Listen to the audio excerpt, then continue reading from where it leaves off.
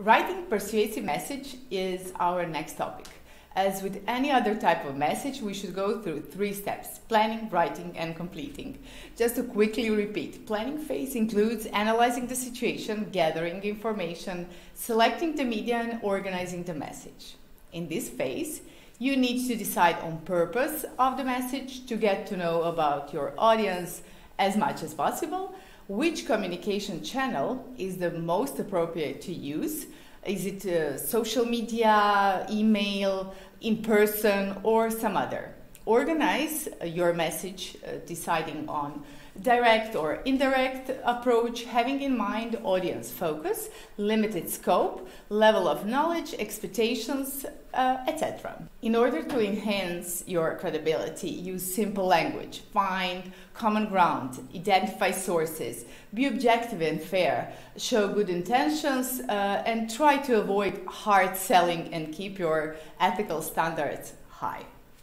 When completing the message, make sure evaluate content, design, proofread, and select the delivery method.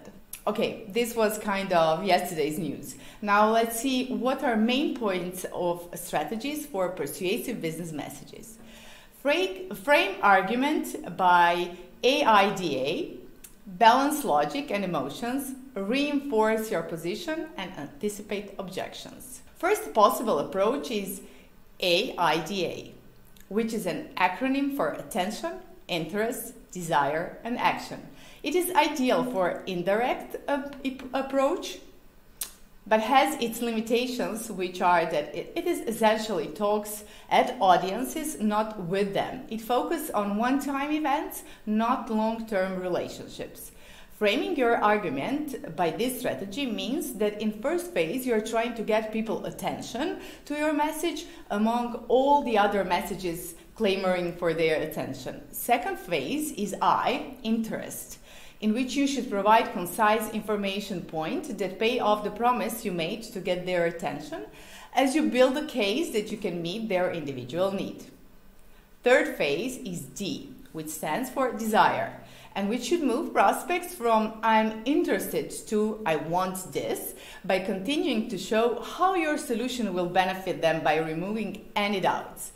Last phase is last letter A, that stands for action, in which you motivate them to take action, whether that is seeking for more information, making a decision in your favor, or making a purchase. An example you can find in our written course materials, as always. Second point of the strategy is balancing emotional and logical appeals.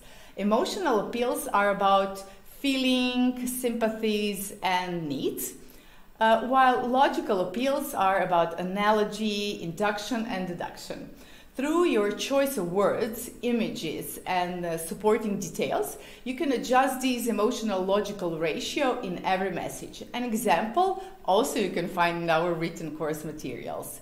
Third point of the strategy is reinforcing your position by using powerful words, figures of speech, and underlining audience benefits. And last is anticipating your objection by testing your theories, asking audience, and presenting all sides. Common example of persuasive business message can be found inside and outside organization when requesting for actions, presenting ideas, or in claims and adjustments. You will use those a lot in marketing and sales activities nowadays, mostly through your social media. As I mentioned it many times, be aware of ethical and legal consideration and keep your standards high. Be truthful and non-deceptive. Back up claims with evidence. Avoid bait and switch advertising. Learn rules for messages aimed at kids. Determine state contract regulation and get permission for use of photos and names.